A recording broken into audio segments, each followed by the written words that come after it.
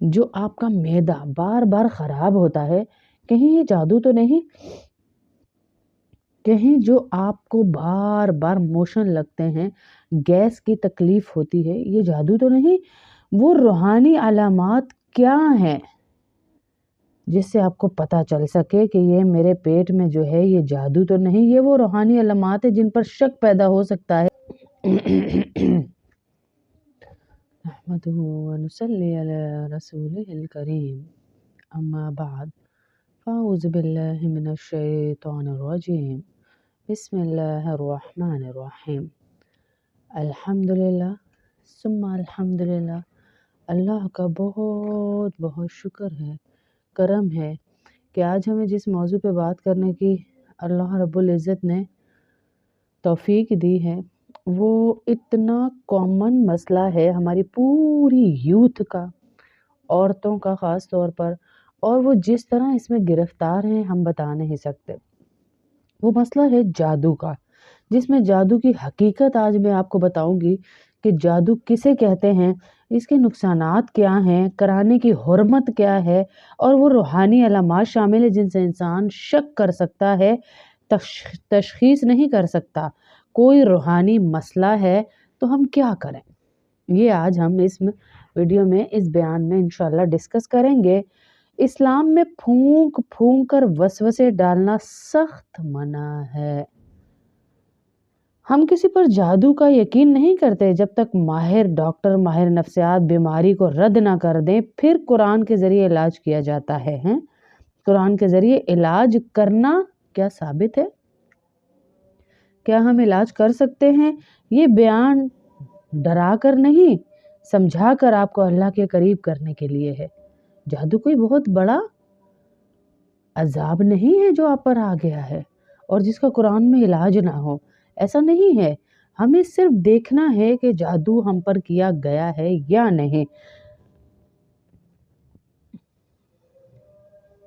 بسم اللہ الرحمن الرحیم۔ میری عزیز بہنوں، آج کا موضوع بہت حساس ہے۔ جادو، سحر، کالے علم کی بات کی جائے گی کہ یہ کس قسم کا یہ عمل ہے جس سے ہر بندہ ہی خوف کھاتا ہے۔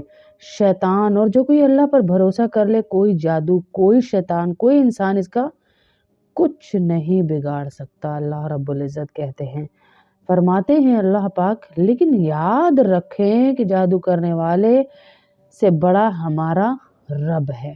جو بھی آپ پر جادو کر رہا ہے اس سے بڑا ہمارا رب ہے۔ اصل میں جادو ہے کیا؟ قرآن میں اللہ پاک فرماتے ہیں، اور جادوگر کبھی کامیاب نہیں ہوتا۔ جب اللہ نے کہہ دیا، اللہ نے اعلان کر دیا نا کہ جادوگر کبھی کامیاب ہی نہیں ہوتا، پھر ہم جادوگروں سے کیوں ڈریں؟ پھر ہم کیوں کہیں کہ فلانا مجھ پہ یہ کراتا ہے، فلانا مجھ پہ وہ کرواتا ہے؟ جادوگر کبھی کامیاب نہیں ہوگا، اللہ نے کہہ دیا۔ آپ کو تکلیف وقتی پہنچا سکتا ہے وہ، لیکن وہ کامیاب نہیں ہوگا۔ یہ شیطانی عمل ہے جس میں انسان شیطان سے مدد لیتا ہے، یعنی ایک بندہ اللہ کو چھوڑ کر شیطان کو اپنا دوست بناتا ہے پہلے، پھر اس سے مدد طلب کرتا ہے اپنے برے کاموں کے لیے۔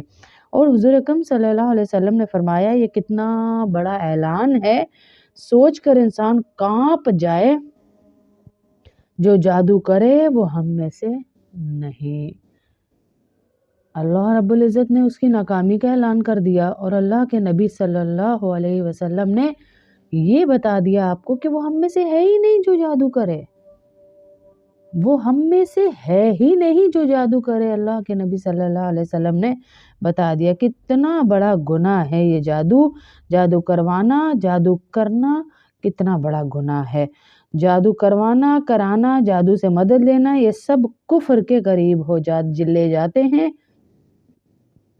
جو شخص جادو کراتا ہے وہ صرف کسی دشمن کو نہیں مرواتا، وہ اپنی تقدیر چلوا دیتا ہے۔ اللہ اکبر کبیرہ۔ اپنے گھر میں شیطان کو داخل کر لیتا ہے، اپنے رزق کو ختم کر دیتا ہے۔ جو کسی پہ بھی جادو کرتا ہے نا، اپنے رزق کو ختم کر دیتا ہے، اپنی تقدیر کو گولیاں مار دیتا ہے۔ جادوگروں کا انجام جہنم ہے، اور جو اللہ کے سہارے پر چلتا ہے اس کے لیے راستے میں کوئی جادو کامیاب نہیں ہو سکتا۔ کیا واقعی ہمارے ساتھ جادو ہو سکتا ہے؟ اب میں آپ کو چند چیزیں ایسی بتاؤں گی کہ آپ چیک کر سکتے ہیں کہ آپ کے پیٹ میں جو تکلیف ہے کہیں یہ جادو تو نہیں؟ جو آپ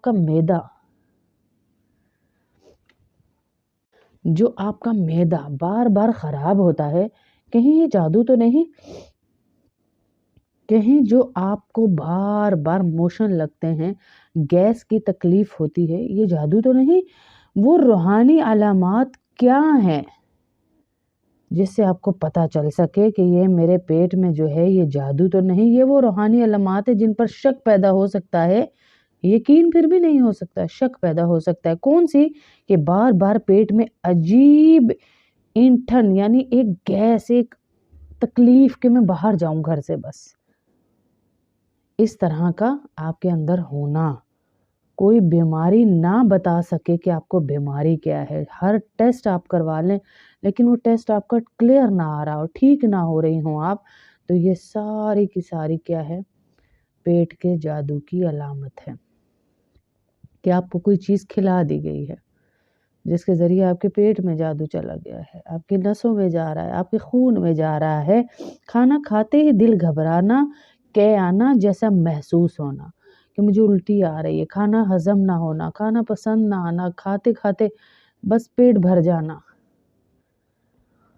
سینے یا پیٹ میں بار بار جلن ہونا بغیر کسی میڈیکل وجہ کے، بار بار سینے یا پیٹ میں جلن ہونا، حالانکہ سارے ٹیسٹ آپ کے کلیئر ہیں لیکن پھر بھی آپ کے پیٹ میں بھی جلن ہے اور آپ کے سینے میں بھی جلن ہے۔ آپ ساری طرح کے کہوے پی چکے، دوائیاں لے چکے، سب کچھ کر چکے، یہ بھی علامت ہے کہ آپ کے پیٹ میں جادو ہے۔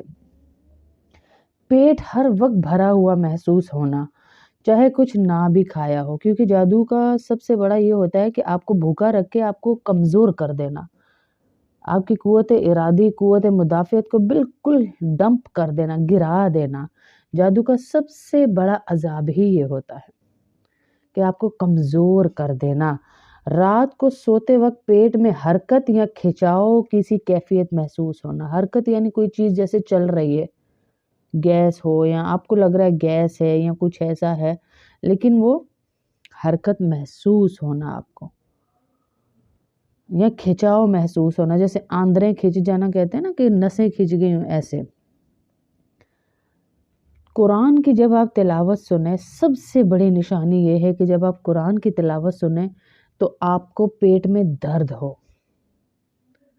پیٹ میں درد ہو آپ کو، یہ سب سے بڑی نشانی ہے پیٹ کے جادو کی۔ آپ کو بار بار موشن لگ جانا یا پھر بار بار قبض کا ہو جانا،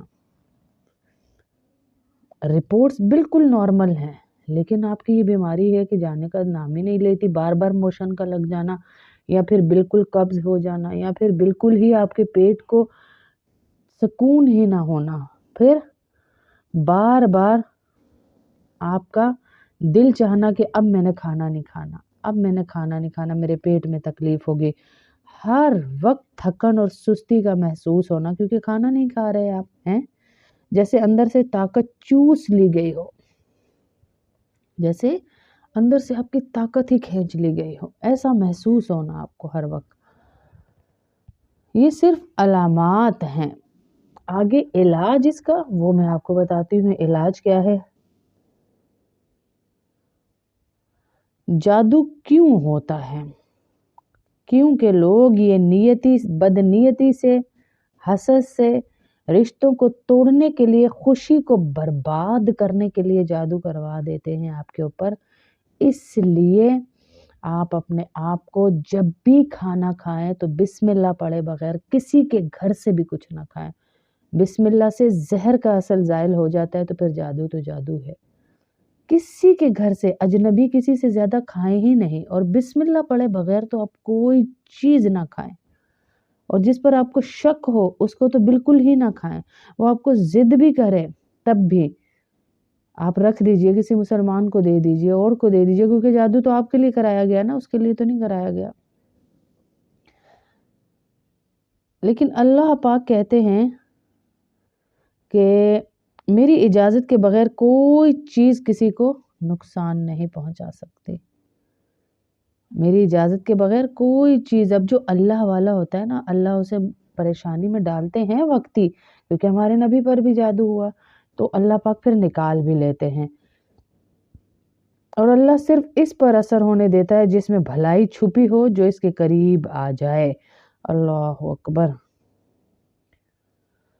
जादू से हिफाजत कैसे की जाए? इस्लाम ने हमें 4 हिफाजती किले दिए हैं, 4 हिफाजती किले कि 5 वक्त की नमाज पढ़ी जाए, आप पर जादू असर नहीं करेगा, करेगा भी तो अल्लाह उसका इलाज कर देंगे।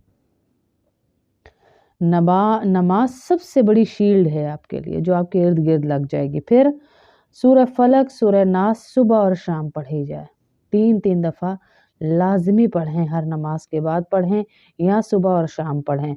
2 सूरतें जादू के खिलाफ अल्लाह की तलवारें हैं, ये दोनों सूरतें। आयतल कुर्सी हर नमाज के बाद पढ़ी जाए, आपको कोई हाथ ही नहीं लगा सकेगा शैतान, इंशाअल्लाह। आयतल कुर्सी पढ़ने वाले पर शैतान करीब नहीं आता। 2 अनमोल खजाना आपको दिया हुआ है, उसके पढ़ने वाले पर शैतान नहीं आता। पढ़कर भी डाला हुआ है चैनल पर, कर आप सुनते ही रहें कम से कम। हर घर में सूरह बकरा की तिलावत हो, नहीं पढ़ सकते तो कम से कम सूरह बकरा का आखिरी रुकू तो आपके घर में पढ़ा जाना चाहिए हर रात को। जिस घर में सूरह बकरा पढ़ी जाती है वहाँ से शैतान भाग जाता है।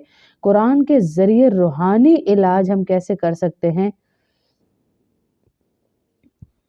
अगर किसी को शक है कि मुझ पे जादू हुआ है, तो पानी पे सूरह फलक, सूरह नास, आयतल कुर्सी, सूरह फातिहा पढ़कर दम करें 7-7 मरतबा और 7 घूंट इसके पी लें।